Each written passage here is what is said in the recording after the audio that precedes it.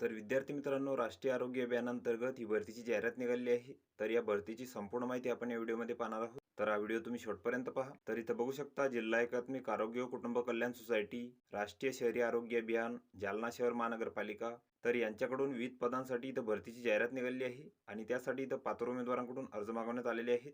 तर एक नंबरचे जे पद आहे तर ते आहे मेडिकल ऑफिसर फुल टाइम. तर यासाठी इथं 2 जागा आहेत. यासाठी तुम्हाला MBBS तसेच MMC रजिस्ट्रेशन इथे लागणार आहे आणि जे वेतन आहे तर ते तुम्हाला 60,000 रुपये ते मिळणार आहे. त्यानंतरचे पद आहे पार्ट टाइम मेडिकल ऑफिसर. तर यासाठी इथं 3 जागा आहेत. यासाठी तुम्हाला MBBS विथ MMC रजिस्ट्रेशन इथं लागणार आहे आणि जे वेतन आहे तर ते तुम्हाला 30,000 रुपये ते मिळणार आहे.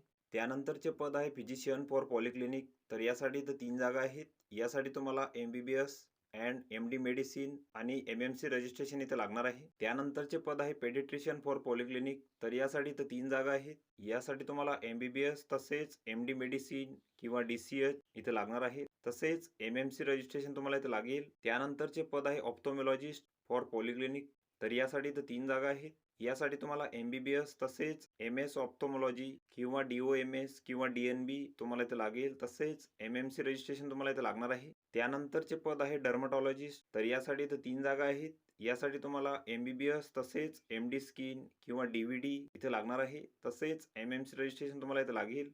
त्यानंतरचे पद आहे सायकॅट्रिस्ट. तर यासाठी इथं 3 जागा आहेत. यासाठी तुम्हाला MBBS तसेच MD सायकॅट्री किंवा DPM इथे लागणार आहे. तसेच MMC रजिस्ट्रेशन तुम्हाला इथे लागेल. त्यानंतरचे पद आहे ENT स्पेशलिस्ट. तर यासाठी इथं 3 जागा आहेत. यासाठी तुम्हाला MBBS तसेच MS-ENT किंवा DIP इन ENT तसेच MMC रजिस्ट्रेशन तुम्हाला इथं लागेल आणि या पदांसाठी जे वेतन आहे तर ते तुम्हाला पर व्हिजिटनुसार इथं मिळणार आहे. त्यानंतरचे पद आहे मेडिकल ऑफिसर. तर यासाठी तुम्हाला MBBS तसेच MMC रजिस्ट्रेशन इथं लागणार आहे किंवा याच पदासाठी दुसरी जी पात्रता आहे तर ती आहे BAMS विथ MCI रजिस्ट्रेशन तुम्हाला इथं लागेल आणि या पदासाठी जे वेतन आहे तर ते MBBS उमेदवारांसाठी 60,000 तसेच BAMS उमेदवारांसाठी इथं 40,000 असणार आहे. तसेच या पदांसाठी काही अटी व शर्ती आहेत. तसेच या पदांसाठी जी वयोमर्यादा आहे तर ती 60 वर्षापर्यंत आहे. तसेच वैद्यकीय अधिकारी विशेष तज्ञ या पदांसाठी जी वयोमर्यादा आहे तर ती 70 वर्षापर्यंत आहे. तसेच या पदांसाठी जे परीक्षा शुल्क आहे तर ते इथं 150 रुपये आहे खुल्या प्रवर्गासाठी. तसेच मागास प्रवर्गासाठी इथं 100 रुपये आहे. तर तुम्हाला इथं जालना DIHFWS नॉन PIP या नावाने इथं बँकेचा DD काढावा लागेल. तर वरील जी पदे आहेत तर ती इथं कंत्राटी स्वरूपाची असून त्यांचा जो कालावधी आहे तर तो इथे 29/6/2025 पर्यंत असणार आहे.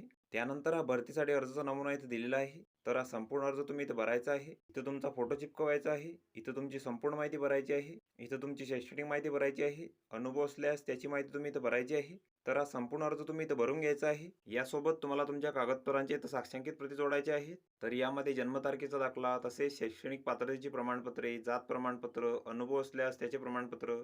तर या सर्व कागदपत्रांचे साक्षांकित प्रती तुम्हाला इथं अर्जासोबत जोडायचे आहेत आणि तुम्हाला तुमचे जे अर्ज आहेत तर ते इथं 11/2/2025 पर्यंत सादर करायचे आहेत.